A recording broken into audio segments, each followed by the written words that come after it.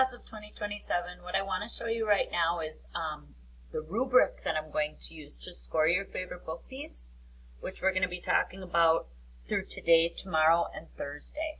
So it's going to be 45 big writing points, 15 points to see your graphic organizer. Remember I gave you a few options for that with the shapes, the web, whatever one worked best for you. I'm going to want to see that because as your teacher, I want to see every part of the writing process that you used, okay? And then your first draft, some of you wrote it on the back of that graphic organizer, some of you wrote it in your writer's notebook. I'm going to want to see that, and I'm going to show you an example of what a first draft looks like and how we're going to edit and revise that. You're going to edit and revise your own, and then do a final draft, which I'm going to allow you to handwrite it if you want, or you may type it up as a Google Doc. You may fancy it up a little bit and share that with me. So we are going to take a look at an example one right now using a former student of mine. So let me just show you this. Okay, so this former student, this was quite a while ago, and we were handwriting these final drafts and putting them on colorful paper, which you know I have in the paper cabinet, and then photocopying the cover just to add a visual, and we were putting them up in the hallway to present. So this is one from quite a few years ago, probably about 8 years ago to tell you the truth. And it looks great, but I do know that there are some things that need to be worked on. So just as a reminder here, let's remember that I want you to use the revising and editing proofreader's marks when you edit and when you revise. Okay, these are the revision symbols. These are the editing symbols. We're going to add some more of our own and make them personalized to us. But these symbols right here are what we consider universal, which means they'd be used all over the world. So get used to them. So I'm going to do an example one. What I did with this former student, this young lady's favorite book piece, which she liked the Heartland series, specifically A Season of Hope by Lauren Brooke, is I typed it up, and I'm going to edit and revise this for you using those correct symbols. And I want you to think about your own piece and how you're going to do that with yours as well. Okay, so first of all, I'm just going to take it sentence by sentence for you. Heartland, A Season of Hope. Well, this is the title. So let's think about centering this. I'm just going to write center there. Remember, most of your revising and editing symbols, especially for a situation like this, they're mostly going to be for your eyes only. So as long as you can read them, remember we're working on symbolism and shortcuts. So that's what these symbols are all about. Okay? Heartland, A Season of Hope. As a title, we also need to capitalize A and hope. Of being a smaller word in the center of the title does not need to be capitalized. And then by Lauren Brooke, of course, we need to put the author as many times as possible.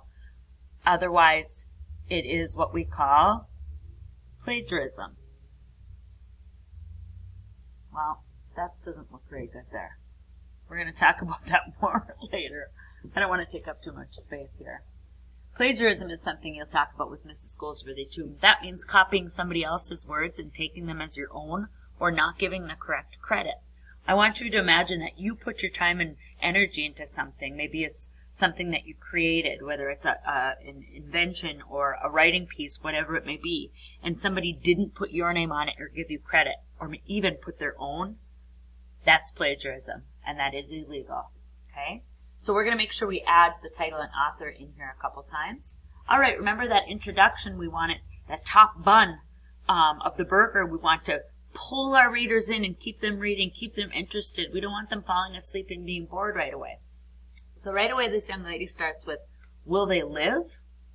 Well, to me, that's a great first sentence because I have a lot of questions. Who are they? What do you mean? Is this a life or death situation? It pulls us right in, it hooks us and keeps us there.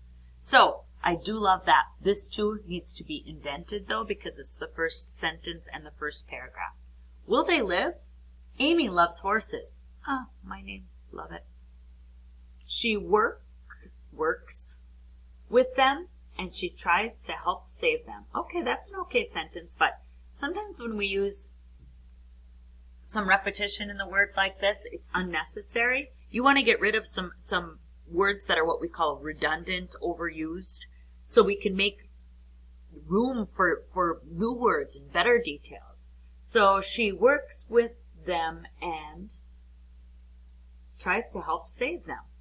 When Brad Baldwin comes with 7 horses, the doesn't need to be capitalized, horses are sick and dehydrated. Everyone wonders if they are able to save the horses, if they, let's say, will be able to save the horses. Okay, good intro. I have had this book. Now, this young lady is going from pulling us in with the action of the book and telling us about the actual story to telling us about herself. This is a new topic, and it's a new paragraph. Remember that paragraph symbol kind of looks like a backwards P or a cent sign with an extra slash. I have had this book for a while. A while is 2 words. Okay. Let's say the title and author here instead of just this book. Okay, that's like what I said. Let's name the title and name the author right away. I have read it many times, and I read it to my brother and sister. Okay, I might work on the rewording here a little bit. I love it because, big elephants can always understand small elephants. Amy is trying to save the horses, and also Amy's best friend is mad at her. Let's just say her best friend. So that's another conflict of the story. We're going to make sure we use that word in the final piece. She is also helping Tara with her horse. I'm kind of confused here. Tara's a name, capitalized. I wonder if her best friend is Tara. So I might rework that for her. I have skipped books in this series. Okay, new topic. Still talking about her and her relationship to the book, but it's still a new topic. I have skipped books in this series because I can't find them. I haven't read the first book, but I want to. It's my favorite book because everything goes wrong, but then it gets better. It's cool. When my mom got the book for me at a yard sale, same sentence, it looked brand new spelling. But, so the comma goes before the word but after a while, the cover got bent and ripped. It's special to me because it is the only one I have in this series, and my mom bought it for me. Those are good reasons. My Auntie Karen reads them too, comma before the T-O-O as in as well. I think the Heartland, we're going to underline book titles, right? Series are great books because everyone tries to do everything they can to save the horses and always put work before fun. I like that. It's kind of what we call the theme, the moral of the story. Once in a book, Amy painted the barn and fence. Well, that makes me curious as to why she's telling us about that part of the book. Maybe that needs to go up here because it doesn't really fit in with her connection to the book. What does the barn and fence have to do with anything? That might be a whole nother writing piece. I do like the ending, the top on the conclusion. You might like it if you like horses. And I wish this young lady talked more about herself and her relationship to horses, because I can infer as a reader, not just as her teacher, that she probably does like horses, and that's why her mother picked up this book for her in the first place. So a little work to do here. It looks sloppy, but that doesn't mean it's sloppy. Okay? This is what an edited and revised piece should look like. Remember, we did the nitpicky stuff, the spelling, the punctuation, the capitalization. But at the same time, I know I want to rework some things, take a few things out, move some things around, and add some more detail, and that's what we call revision. And that's what makes it a writing process. Once you get the hang of it, when you're a teacher like me, you're going to end up putting these things together. Not that you have to be a teacher, but when you write more things as a student and as a person, you are going to end up doing these 2 steps of the writing process together, most likely. And we don't just do it once. I might put this away for a little bit, come back to it, and see a couple of things that I missed. So I do want you to do that with your own piece as well. So I took this, you guys, and I reworked it and did a final draft. So I want to share that with you right now. It is right here. Okay, so name, date, now we're in the upper right. I did the formatting. Formatting, you guys, is what we call changing the font, adding the title, playing around with the font size, adding pictures.